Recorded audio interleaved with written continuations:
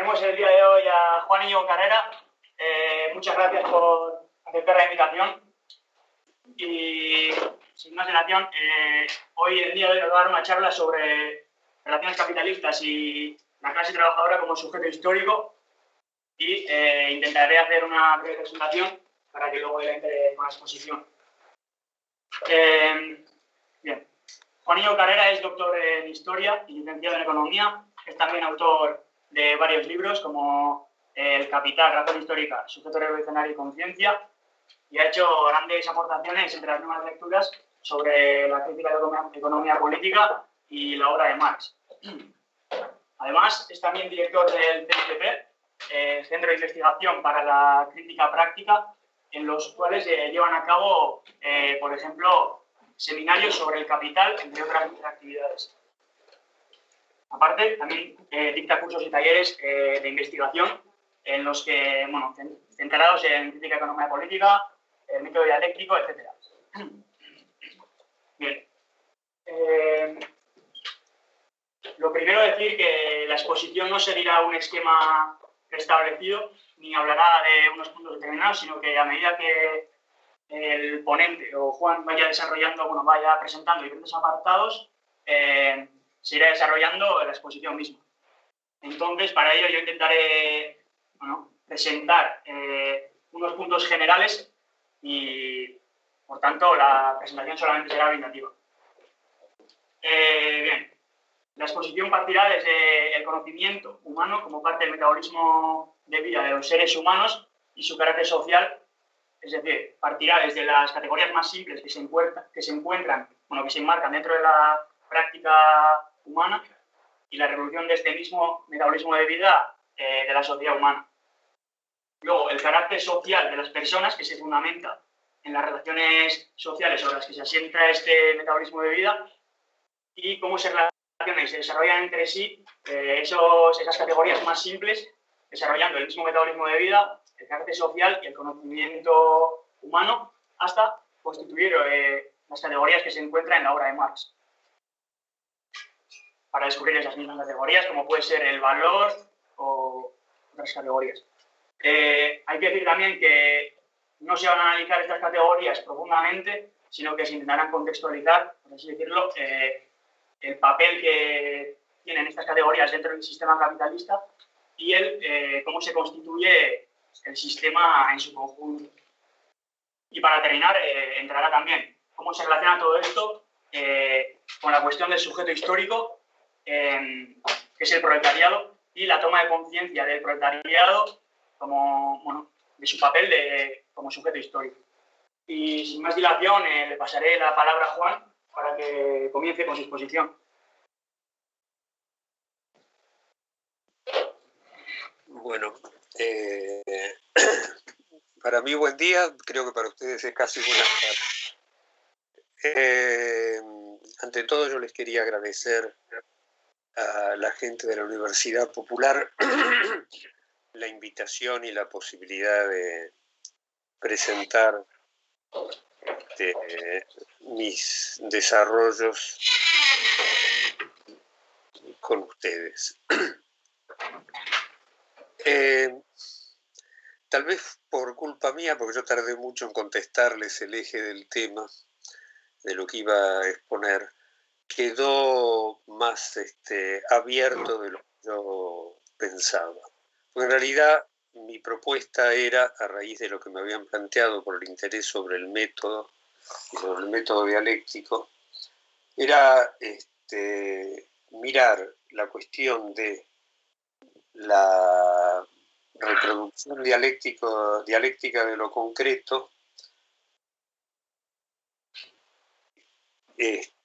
El título era así: la reproducción dialéctica de lo concreto, o sea, acerca de la organización de la acción política de la clase obrera como sujeto histórico.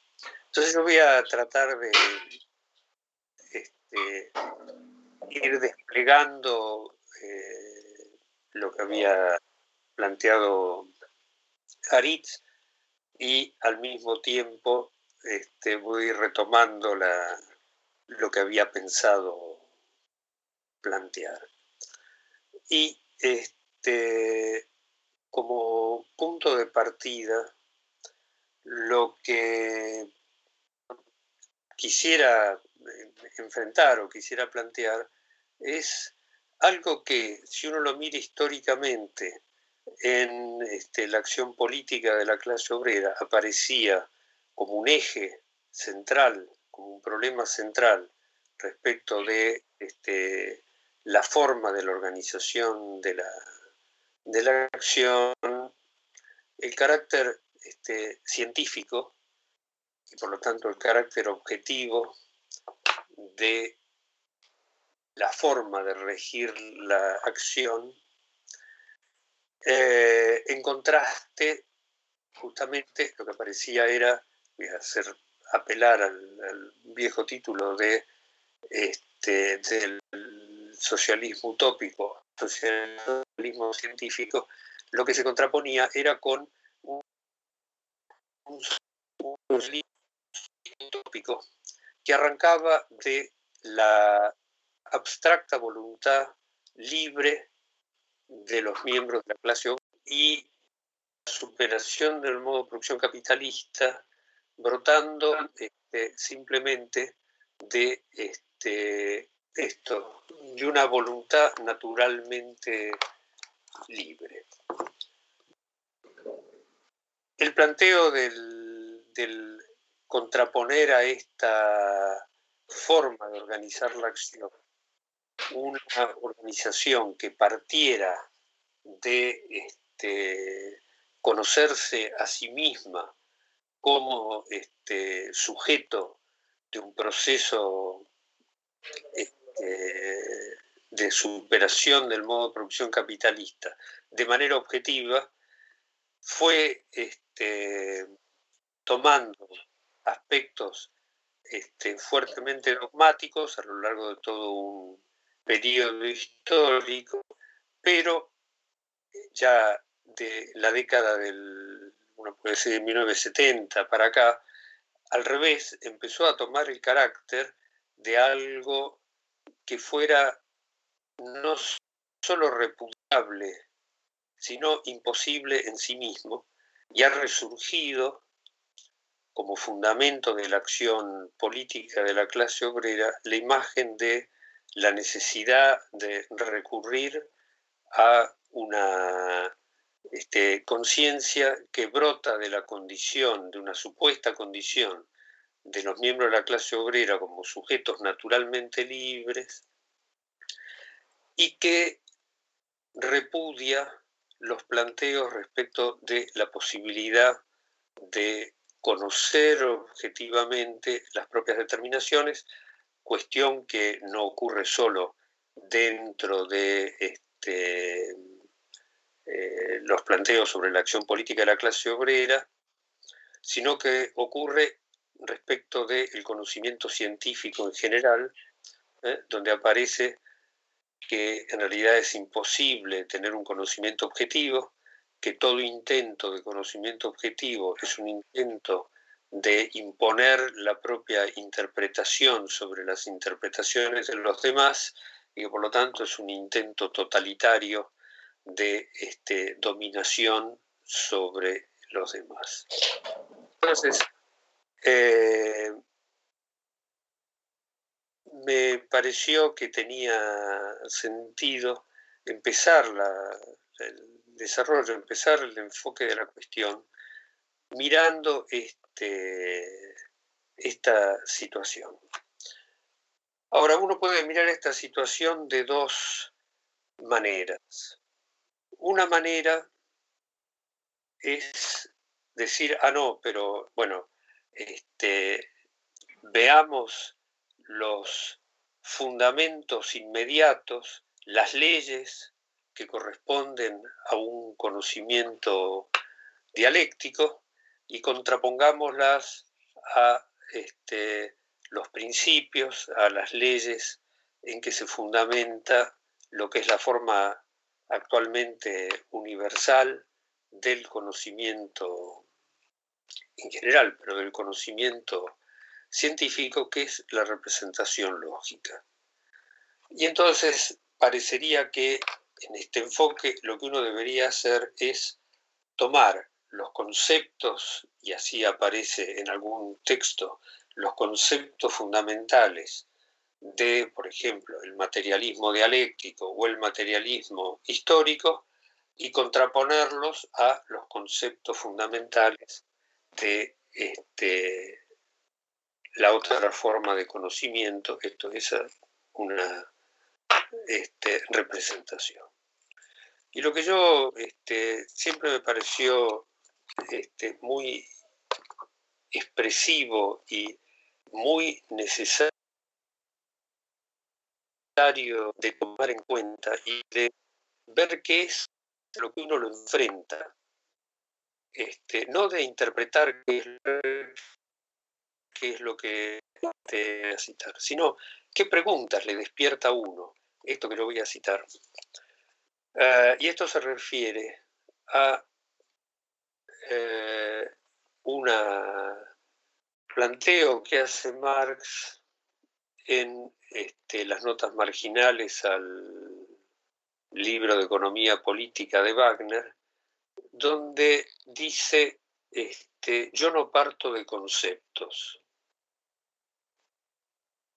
Y entonces la primera cuestión que aparece acá es cómo es posible conocer sin partir de conceptos, si tanto lo que aparece como los planteos respecto del conocimiento dialéctico como respecto del conocimiento basado en la lógica formal, se plantean tener como punto de partida una enunciación de conceptos. ¿Y qué es lo que sigue diciendo Marx en esto? Dice, yo no parto de conceptos, de donde yo parto es de la mercancía, que es el concreto más simple en esta forma de sociedad. Y entonces, la otra posibilidad, que es la que yo voy a seguir, es, en lugar de discutir los conceptos del materialismo histórico, los conceptos del materialismo dialéctico, los conceptos de la epistemología dominante, lo que voy a hacer es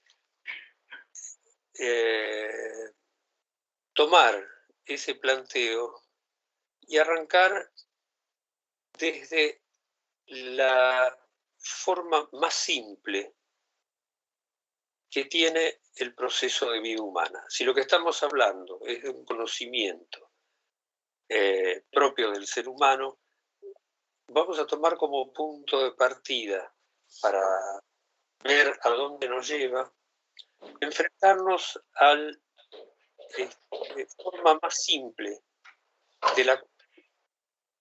a partir de la cual se desarrolla la cuestión del conocimiento humano, del conocimiento científico, y esa forma más simple es el proceso de vida humana como un proceso de metabolismo, como un proceso en el cual el sujeto humano, como todo sujeto vivo, necesita gastar su cuerpo para apropiarse del medio y reproducirse a sí mismo a través de esa apropiación. Y esto no es un concepto respecto de en qué consiste la vida. Si yo me miro a mí mismo en este momento, yo estoy respirando. Y cuando estoy respirando, lo que estoy haciendo es gastar mi cuerpo para apropiarme del medio de manera de reproducir mi cuerpo, reproducirme a mí mismo. Si yo dejara de hacer este gasto, entonces dejaría de ser un sujeto vivo. Si dejara de hacer esta acción, dejaría de ser un sujeto vivo, ¿tá? Y me convertiría en un no sujeto, porque no soy sujeto salvo que se sea vivo, me convertiría en un cadáver. Entonces, partamos de esta forma más simple que tiene el proceso de vida humana. Y en esta forma más simple, lo que uno se va a encontrar es dos condiciones, dos atributos de esta forma más simple, que no son específicos del ser humano, son propios de la generalidad de los sujetos vivos. En la primera de estos aspectos es que como el objetivo que persigue el sujeto vivo gastando su cuerpo es reproducirse, para no realizar un gasto que resulte en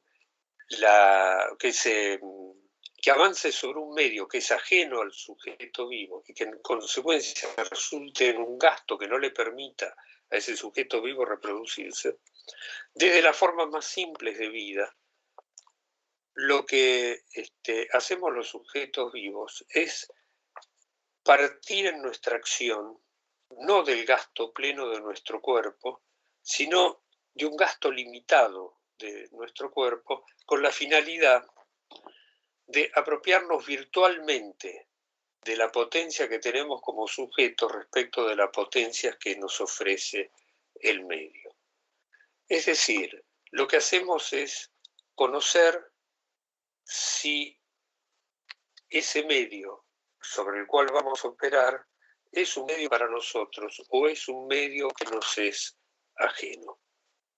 Es decir, nos apropiamos virtualmente de nuestra potencia como sujetos respecto de la potencia del medio. Y entonces, yo recién usé la palabra conocer. Nos conocemos como sujetos. Y el conocimiento, entonces, se nos presenta inmediatamente como un momento de la acción, no como ajeno a la acción. Yo tengo que gastar mi cuerpo para apropiarme de mi potencialidad. Entonces es un momento de la acción y es el momento en el cual la acción del sujeto vivo se está organizando a sí misma.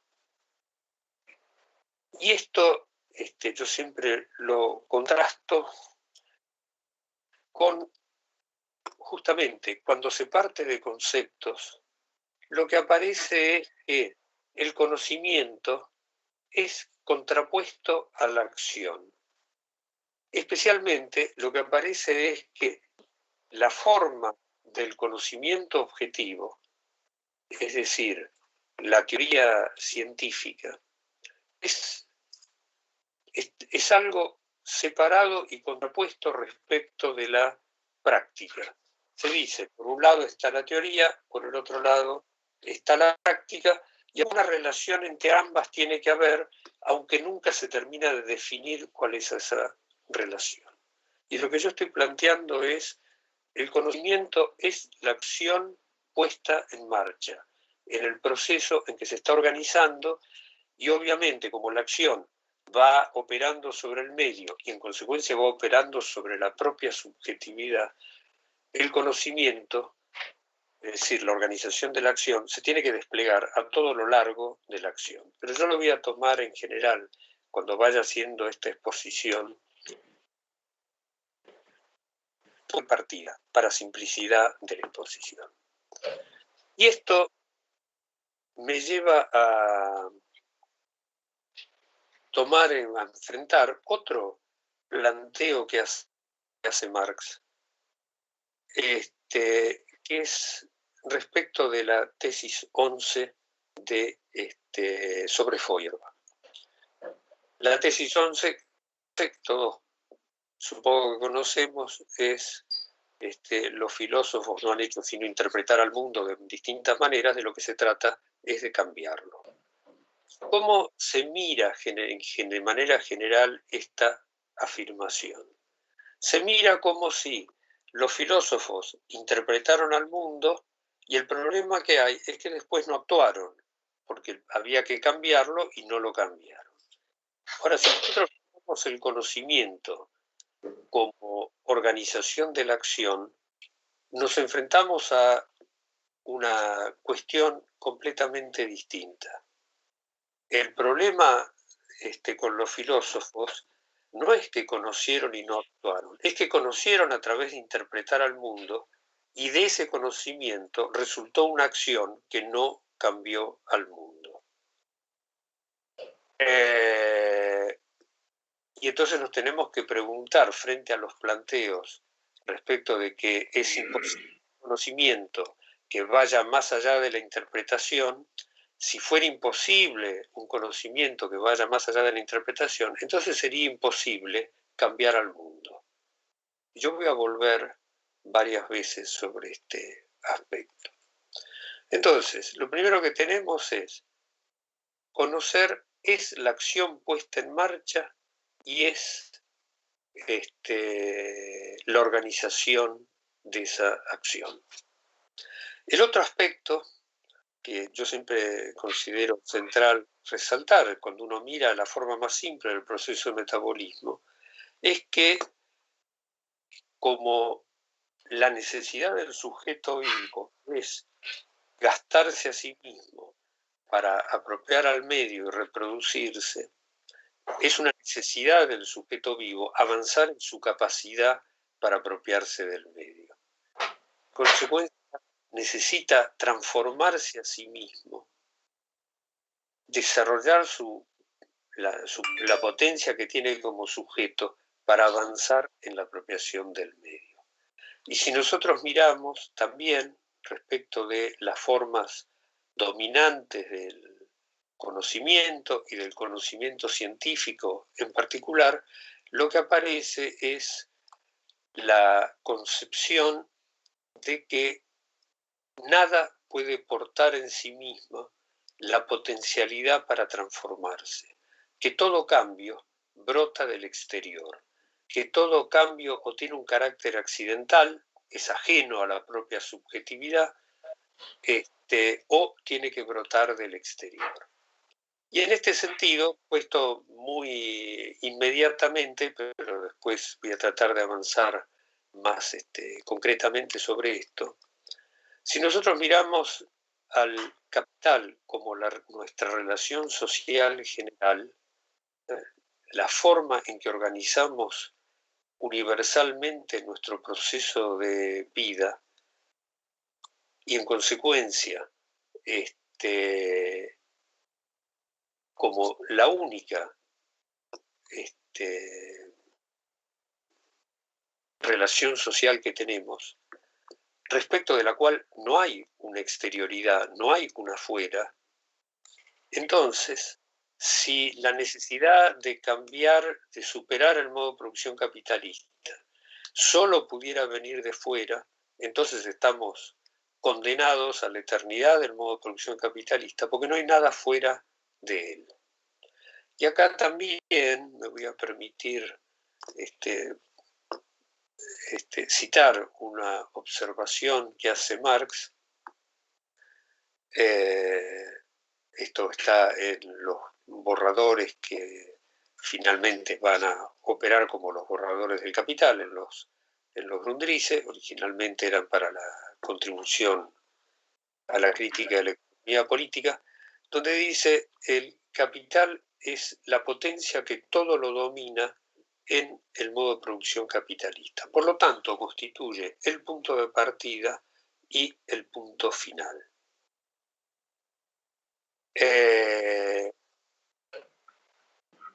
Entonces, si se plantea que dentro del propio modo de producción capitalista, no es dentro del propio modo de producción capitalista, que brota la necesidad de su superación, entonces lo que se está afirmando es que el modo de producción capitalista es eterno.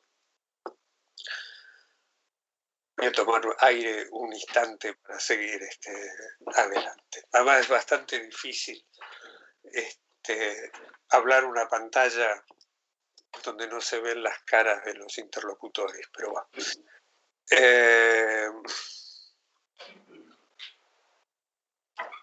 Miremos esta doble condición respecto de nuestro proceso de metabolismo, nuestra condición de sujeto.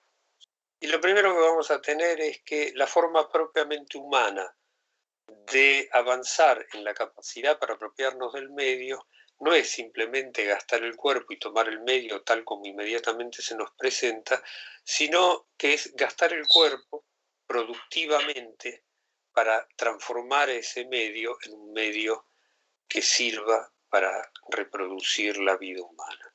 Esto es que el proceso de metabolismo humano, y lo voy a tomar con este término específico, se sostiene en el trabajo humano, en el gasto productivo del cuerpo humano realizado bajo alguna forma concreta, útil, determinada.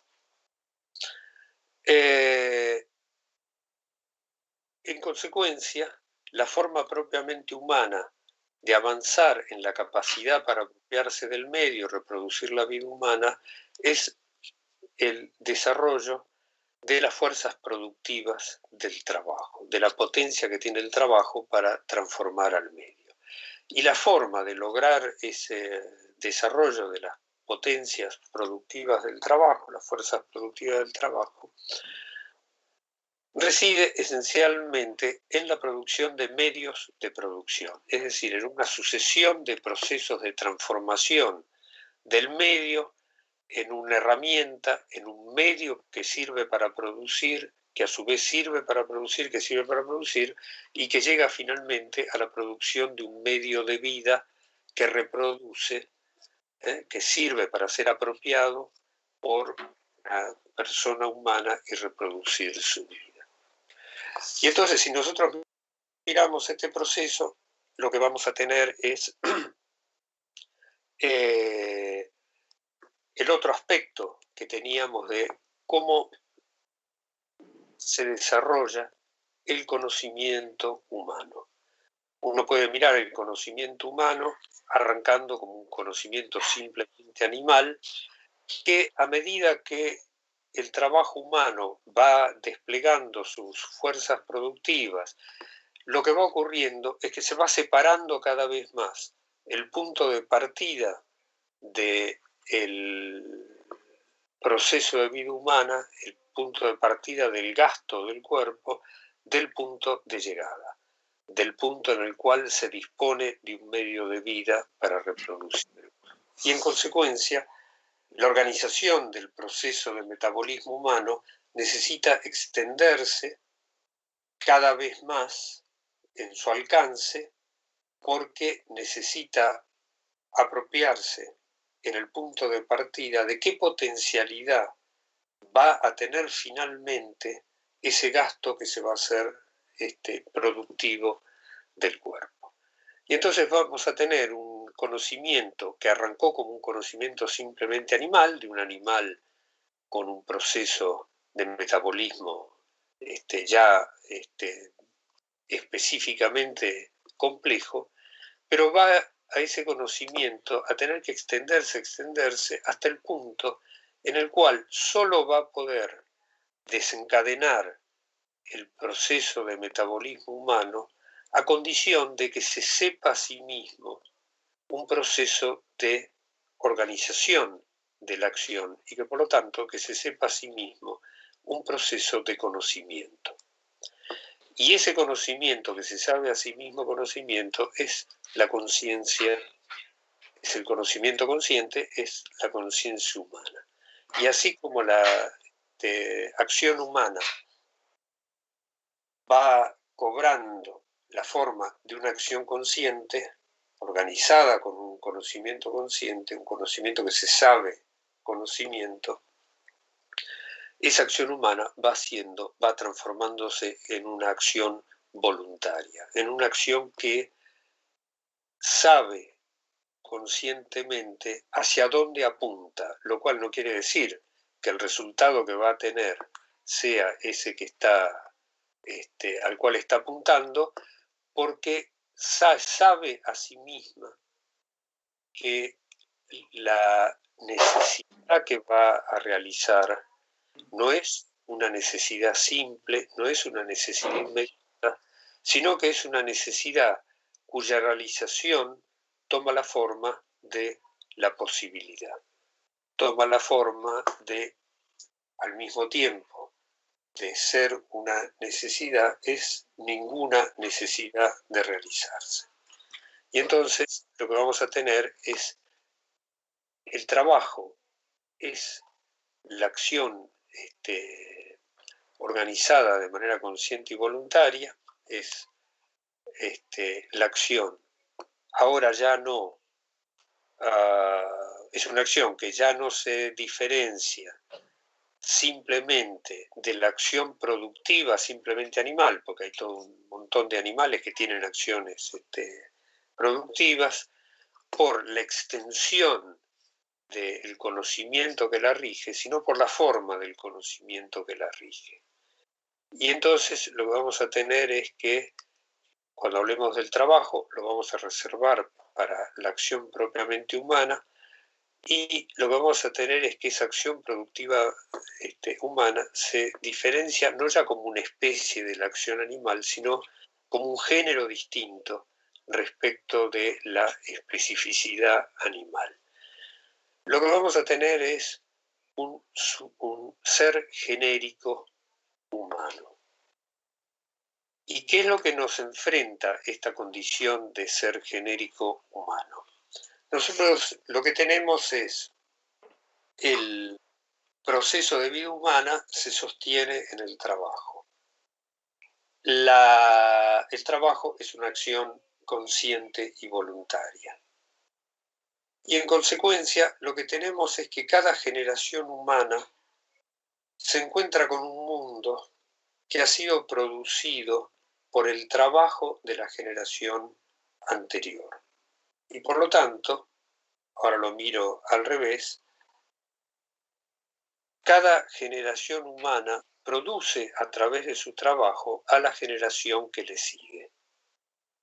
El trabajo es una acción consciente y voluntaria y por lo tanto cada generación humana produce consciente y voluntariamente a la generación que le sigue. Por eso es que podemos decir que el ser humano es el sujeto de su propia historia. Se produce a sí mismo de una generación a otra de manera consciente y voluntaria. O, lo que es lo mismo, es el único sujeto que tiene historia. Se produce a sí mismo como un sujeto histórico. A esta altura uno puede preguntarse, bueno, pero ¿por qué cada generación humana ha producido a la siguiente en estas condiciones tan lamentables en las que vivimos? Y entonces lo que nos lleva a eso no es a quejarnos respecto de la desgracia de lo que la generación anterior nos hizo a nosotros. A lo que nos lleva a eso es a la pregunta de qué vamos a hacer nosotros como sujetos históricos. ¿Qué mundo le vamos a entregar a la generación que nos sigue? Esta es la cuestión de la subjetividad histórica. Siempre que actuamos, más allá de la forma inmediata, de la aparente inmediatez que tiene nuestra acción, siempre estamos actuando como sujetos históricos. Y la otra cuestión que nos lleva a esto es, bueno, cómo es la conciencia, cómo ha venido siendo, cómo ha sido determinada la conciencia, la voluntad de las generaciones anteriores, de manera de haber producido este mundo que consideramos necesario cambiar, pero de vuelta el problema es cómo es nuestra conciencia, porque la de las generaciones anteriores, bueno, ya produjo lo que produjo. La pregunta ahora es cómo está determinada nuestra conciencia como sujetos históricos. Entonces, yo en este desarrollo que voy yendo muy rápidamente y mirando muchas cuestiones que van quedando abiertas, a contestarnos esta cuestión respecto de nuestra propia subjetividad, ¿qué somos en concreto como sujetos históricos en el propio desarrollo del ser genérico humano? ¿Cómo portamos esa condición de sujeto genérico? Lo que necesitamos hacer es volver a mirar ese proceso de metabolismo, nuestro proceso de metabolismo, para mirar las formas concretas con que se desarrolla. Entonces, si nosotros miramos ese proceso de metabolismo, lo primero que vamos a tener delante es que es un proceso de metabolismo social, donde el metabolismo de cada uno de nosotros es el producto del trabajo de otros miembros del proceso de vida social y a su vez la vida de esos otros miembros del proceso de metabolismo social es el producto de nuestro trabajo. Nuestro trabajo es una actividad individual donde gastamos nuestro cuerpo, pero cuyas fuerzas productivas brotan de este carácter social del trabajo, de ser portador de potencias que brotan del trabajo de los demás. Y nosotros trabajamos produciendo valores de uso que van a consumir los demás y nosotros consumimos aquellos valores de uso que nos van a permitir reproducirnos como órganos individuales de este proceso de vida social. Y entonces, también para ponerlo muy rápido, si nosotros miramos cada ciclo de la vida humana arranca con la organización del trabajo, y la organización del trabajo es cómo se le asigna a cada miembro productivo de la sociedad qué trabajo útil concreto va a realizar como órgano individual de este proceso de metabolismo social. Cuando hablo de trabajo social, porque me parece que recién me lo tragué, es el trabajo en el cual un individuo gasta su cuerpo para que otro individuo se apropie del producto de ese gasto y lo utilice, sea como medio de producción, sea como medio de vida. Cada vez que hablemos del trabajo social nos vamos a estar refiriendo estrictamente a esto. Un trabajo en el cual un miembro de la sociedad gasta su cuerpo productivamente para que otros miembros de la sociedad dispongan del producto de ese trabajo, se lo apropien y se reproduzcan a sí mismos como órganos individuales de este proceso de metabolismo social.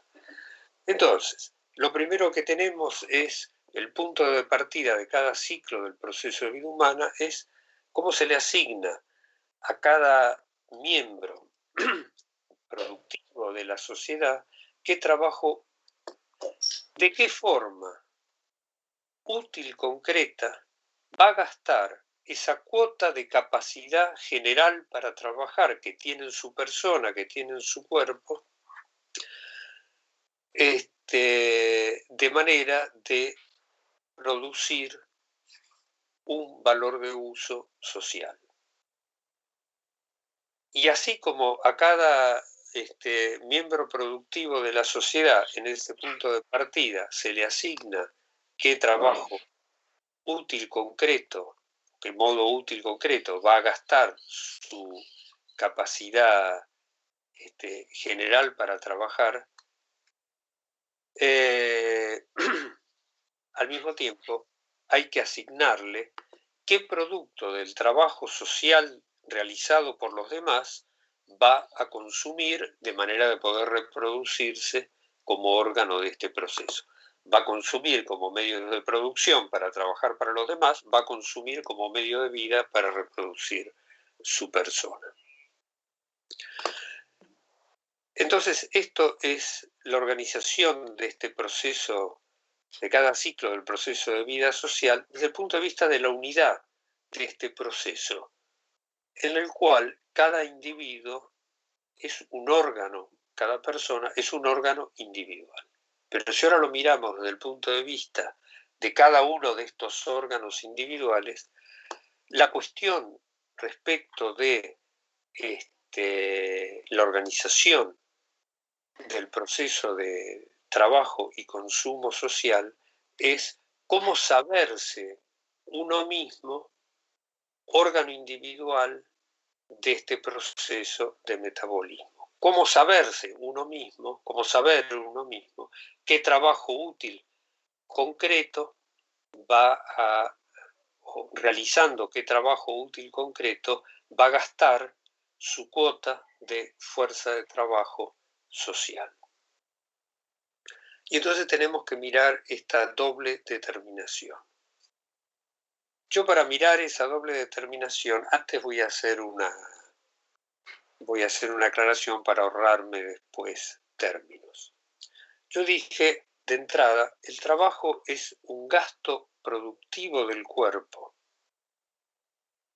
realizado bajo una forma concreta, útil, determinada. El trabajo social es un gasto productivo del cuerpo realizado bajo una forma concreta, útil, determinada para los demás. Es útil para los demás. Si yo miro el trabajo humano es esta unidad orgánica. Yo no puedo trabajar sin gastar productivamente mi cuerpo, ni puedo trabajar si no le doy ese gasto productivo una forma concreta, útil, determinada. No son dos trabajos distintos, son dos momentos de la misma unidad orgánica que es el trabajo. Y esto es un gasto material del cuerpo humano, y entonces yo voy a tomar los nombres que le da Marx a esta unidad cuando analíticamente uno la separa y mira el aspecto que corresponde al gasto productivo de cuerpo, al gasto fisiológico de cuerpo aplicado a la producción de un determinado valor de uso, que es el trabajo humano abstracto o trabajo abstracto. Y a la forma concreta que toma ese gasto productivo, lo va a llamar trabajo concreto. Entonces, cuando nosotros hablamos del trabajo humano, la organización del proceso de producción humana es cómo se asigna, lo voy a poner en una forma sintética, cómo se asigna el trabajo abstracto total de la sociedad bajo las formas concretas, socialmente útiles, que va a realizar cada miembro productivo, cada órgano productivo individual del proceso de vida social. Y entonces miremos que, vamos a mirarlo así muy rápidamente, antes del modo de producción capitalista, en los modos de producción anteriores al modo de producción capitalista. Y voy a aclarar una cuestión que estaba implícita en lo que estaba diciendo antes. Así como se organiza la producción, se organiza el consumo. Se produce aquellas cosas que van a permitir reproducir la vida social. La reproducción de los individuos tiene por condición que puedan, sobre la base de su consumo, volver a operar como órganos del proceso de metabolismo social. Por lo tanto, el modo en que se organiza la producción es el modo en que se organiza la unidad del proceso de vida social. No es que por un lado está el modo de producción y por otro lado hay formas de organizar la vida social. Cuando uno habla de modo de producción, está hablando de la unidad de la organización del proceso de vida social. Entonces, hecha esta aclaración, uno mira modos de producción anteriores que han sido portadores del desarrollo de las fuerzas productivas del trabajo humano y por lo tanto portadores del desarrollo del conocimiento humano hasta incluso transformarlo en un conocimiento consciente y avanzar en el desarrollo de ese conocimiento consciente. Y lo que va a encontrar es que esta asignación de la capacidad total de trabajo de la sociedad a los distintos individuos que lo va a realizar bajo distintas formas concretas, se realiza a través de vínculos de dependencia personal. Aparece como un atributo de la persona el tener asignado un cierto modo de gastar su fuerza de trabajo. No me voy a detener en las distintas formas, pero en la comunidad primitiva se es miembro de la comunidad, ese es el vínculo personal. En la sociedad de castas se es miembro de alguna casta que tiene asignado un trabajo concreto a realizar, una acción concreta a realizar. En una sociedad esclavista hay un vínculo de dependencia personal, amo y esclavo. En la sociedad feudal hay un vínculo de dependencia personal de señorío y vasallaje, de señorío y servidumbre. Pero cuando nosotros entonces podemos mirar todas esas formas de organizarse la vida social, y lo que vamos a tener ante todo frente a nosotros son vínculos de dependencia personal. Pero en cambio, si nos miramos a nosotros mismos, si miramos el modo de producción capitalista, lo primero que vamos a tener delante es que es un modo de producción en el cual los vínculos de dependencia personal no solo se han disuelto, están en proceso de disolución aquellos que quedan, sino que además inmediatamente se mira a todo intento de imponer un vínculo de dependencia personal como una aberración respecto de la igualdad natural humana. Nos miramos a nosotros mismos y lo primero que tenemos delante es que, lejos de ser individuos sujetos en la organización general de nuestro proceso de vida social a vínculos de dependencia personal, somos individuos recíprocamente libres, carentes de dependencia personal.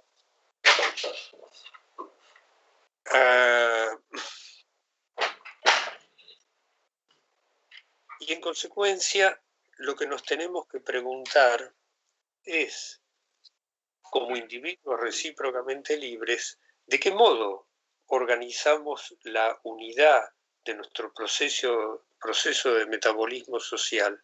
¿De qué modo nos asignamos a cada uno de nosotros qué trabajo útil concreto, o bajo la forma de qué trabajo útil concreto va a aplicar esa cuota de fuerza de trabajo que tiene en su persona? Y lo que nos vamos a encontrar ante todo en esto es que el trabajo social, el trabajo que se realiza para los demás, no se organiza sobre la base de una asignación directa, general de el trabajo que va a realizar cada individuo, sino que la determinación de la forma concreta que se le va a dar a la cuota de fuerza de trabajo que cada uno porta en su persona se realiza de manera privada e independiente. Que esa asignación material está regida por la conciencia individual del sujeto que va a realizar ese trabajo. Esta es la forma más simple de la organización privada del trabajo social. Entonces,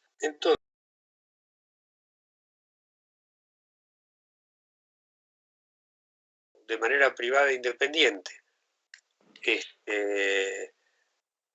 nos asignamos, nos asignamos a cada uno qué trabajo útil concreto va a realizar y cómo se establece la unidad de este proceso de vida social. Y yo voy a ir derecho al resultado. Normalmente, cuando expongo estas cosas, son con mucho más tiempo, entonces despliego el análisis de este movimiento y acá lo que voy a hacer es tomar el resultado. Voy a tomar la pureza de una sociedad de productores privados independientes. La pureza del trabajo privado, que quiere decir tener el dominio pleno sobre el propio trabajo individual, presupone la propiedad privada sobre los propios medios de producción, porque si no, si uno comparte esa propiedad, no tiene posibilidad de dominar individualmente de manera plena su propio trabajo, tiene que cooperar con otras personas. Si nosotros miramos esta forma más simple de organizarse el trabajo en el modo de producción capitalista, lo que vamos a tener es que en el momento que se inicia cada ciclo del proceso de vida social, en el momento en que hay que poner en marcha la producción social, entre los productores, entre los órganos productivos individuales de la sociedad, no hay ninguna relación social que organice su trabajo. No hay ningún vínculo social. Somos individuos recíprocamente libres. La única vínculo social que hay es que en la persona de cada uno está puesta una cuota, la capacidad general para una cuota de la capacidad total de la sociedad para trabajar en general. Esa cuota, a diferencia de los modos de producción anteriores, no está asignada bajo una forma concreta determinada. Es decir, somos portadores de la capacidad para realizar trabajo abstracto. Somos portadores de una cuota de la fuerza de trabajo humana en general. La asignación de la forma concreta que se va a realizar ese gasto corre por cuenta, por así decir, de la conciencia y la voluntad de cada uno. Cada uno resuelve de manera privada e independiente qué forma concreta le va a dar a ese gasto material de su capacidad general para trabajar.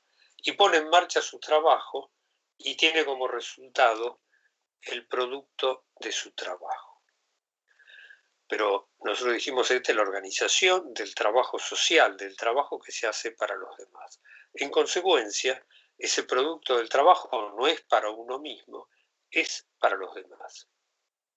Pero la forma concreta que se le ha dado al producto de ese trabajo se ha dado con independencia de los demás. Los demás están privados de participar en la organización de este trabajo. Y ahora se tiene que poner de manifiesto que eso que se hizo privadamente, efectivamente, es socialmente útil. Y como no hay vínculo personal en el cual cada uno le pueda decir a los demás, bueno, esto que produjiste es útil para mí y esto que yo produje es útil para aquel, y entonces establecemos a través de este vínculo personal la asignación de este producto del trabajo social, lo que vamos a tener es que la unidad entre la producción y el consumo social se va a establecer de una manera indirecta, de una manera automática, a través de la representación como un atributo social del producto del trabajo, la materialización en ese producto de una cuota de la fuerza de trabajo en general, es decir, de la cuota individual de trabajo abstracto que está materializado en ese producto, como socialmente útil bajo la forma concreta en que se ha gastado. Voy de vuelta porque yo mismo me entendí.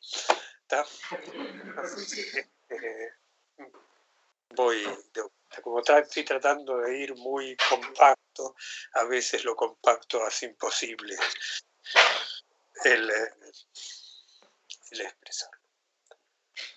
Arrancamos de vuelta en esto. En el momento de realizarse el trabajo, en el cuerpo de cada miembro productivo de la sociedad hay una cuota capacidad para realizar trabajo abstracto. Pero esa capacidad no está asignada bajo una forma concreta. La asignación bajo esa forma concreta pasa por la conciencia y la voluntad de cada productor, que va a trabajar en consecuencia de manera privada y con independencia respecto de los demás, pero está trabajando para los demás.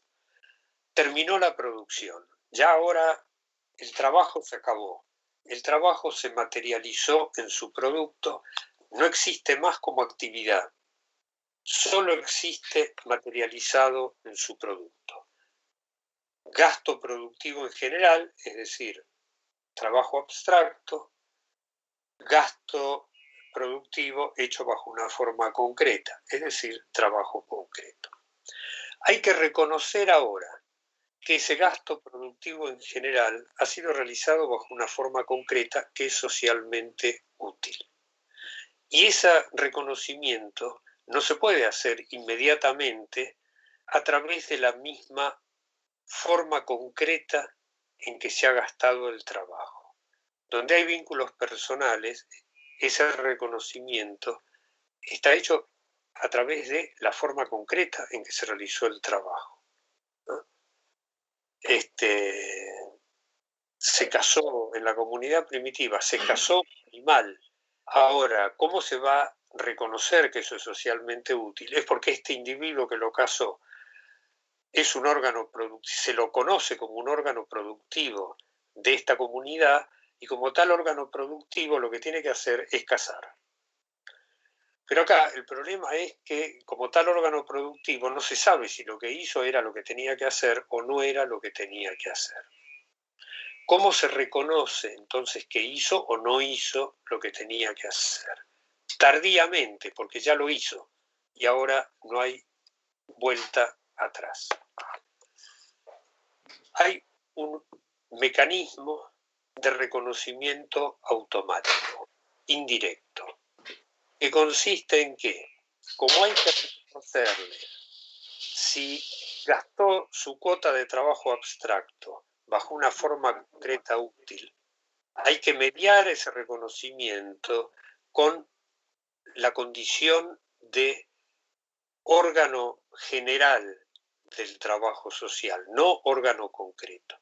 Y entonces, el trabajo abstracto, si se gastó, si se materializó bajo una forma concreta que es útil para los demás, se va a representar como el atributo social que tiene ese producto de entrar en una relación de cambio con otro producto, de otro trabajo social, hecho bajo una forma concreta distinta, que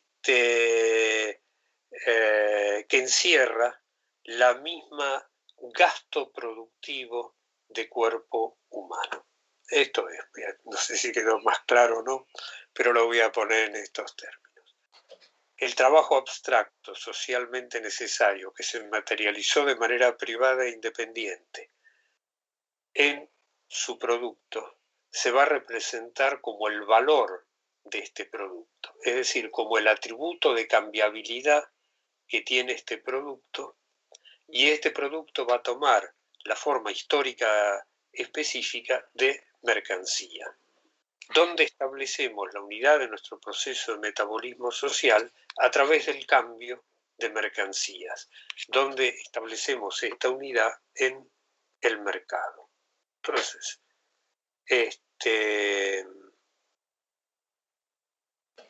bueno, yo miro el reloj y veo que se nos acabó acá, o poco más o menos. Sí, perdona que te interrumpa. Sí, sí. Tenemos, bueno, el tiempo límite acaba en 5 minutos. Si puedes finalizar un poco, no sé, como puedas.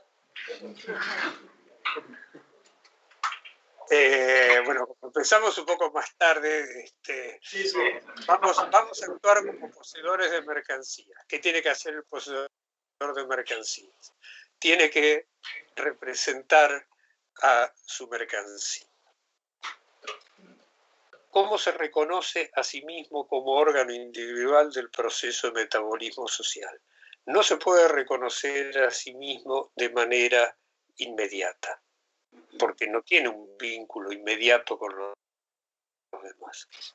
Su capacidad para actuar como sujeto del proceso de metabolismo social está mediada por la producción de mercancías, está mediada por la producción de valor.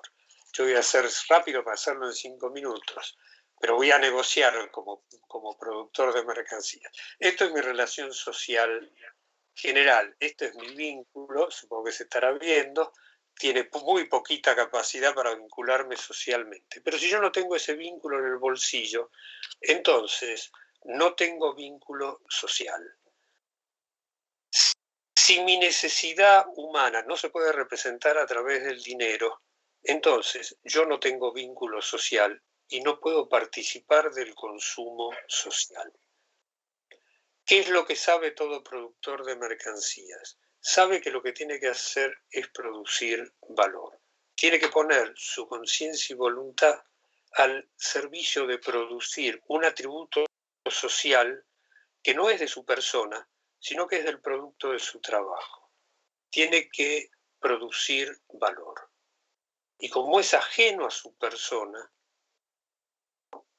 lo que yo quiero sintetizar para cerrar en esta parte que no tuvo más avance que esto, somos individuos libres porque ponemos nuestra conciencia y nuestra voluntad al servicio de producir una potencia social que no es de nuestras personas, que es del producto de nuestros trabajos, que nos enfrenta como una existencia objetivada exterior a nosotros y que nos domina. Y por eso yo sintetizo siempre esto, planteando que la conciencia libre es la forma que tiene la conciencia enajenada, primero en la mercancía, luego en el capital. Y entonces cuando hablamos de la organización, voy a cerrar, cuando hablamos de la organización, primero les hablaba que ahora hablamos de la clase obrera en este movimiento, pero cuando hablamos de la organización política, de lo que estamos hablando es de la acción de una conciencia libre portadora de la enajenación, no de una conciencia abstractamente libre por naturaleza. La libertad no es una condición natural, es una relación social histórica. Y en consecuencia, si, volviendo a lo que yo planteé al principio, si la clase obrera es portadora de la potencia para superar al modo de producción capitalista, para aniquilar al modo de producción capitalista a través de su acción política, el punto de partida de la organización de la acción política de la clase obrera necesariamente es el reconocimiento de que no es una acción abstractamente libre, sino que es una acción que es libre porque está enajenada en su relación social general. Y esta relación social general porta en sí la necesidad de su propia superación, de avanzar en el desarrollo de las fuerzas productivas, constituyendo a la clase obrera como el sujeto portador de la organización del proceso de vida social, hasta el punto de superar esta relación social enajenada en una organización de la vida social basada en una conciencia objetiva. Pero el punto de partida de la conciencia objetiva es una conciencia capaz de reconocerse a sí misma en su determinación concreta. Y esta determinación concreta es que es una conciencia libre, que tiene las potencias transformadoras de la conciencia libre, no por una cuestión de abstracta voluntad natural, sino por ser portadora de esta forma de desarrollo de las fuerzas productivas del trabajo social, en el cual el sujeto concreto inmediato del proceso de vida social no es la propia vida humana, sino es la reproducción de esta relación social general. Y corto ahí negocié poco.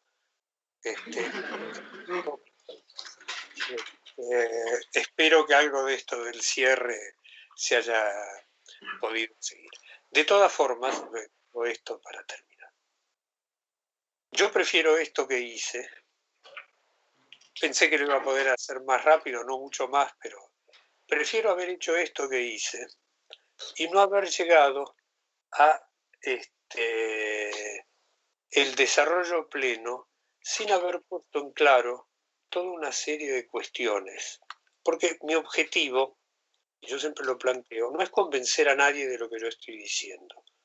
Mi objetivo es enfrentar a quienes me estoy dirigiendo en un proceso de trabajo social, enfrentarlos con una serie de determinaciones que generen no respuestas, sino preguntas respecto de la propia subjetividad. No que, bueno, esto me convenciste de que esto es así y entonces a partir de esto voy a seguir avanzando, porque en ese caso ese conocimiento se habría detenido en la apariencia de que lo que yo estoy diciendo tiene una está reproduciendo lo concreto. Y el problema es que cada uno tiene que enfrentarse por sí mismo a las determinaciones de su propia subjetividad. Y entonces me parece más rico enfrentar con toda una serie de cuestiones que están en el punto de partida que no ir aceleradamente sobre formas mucho más complejas donde la esencia de la cuestión aparezca diluida. Ahora sí me callo. Bueno, muchas gracias por ofrecernos esta charla. Ha sido muy interesante, pero tenemos que cortar porque tenemos movilización ahora. Y eso, muchas gracias por haber estado con nosotros.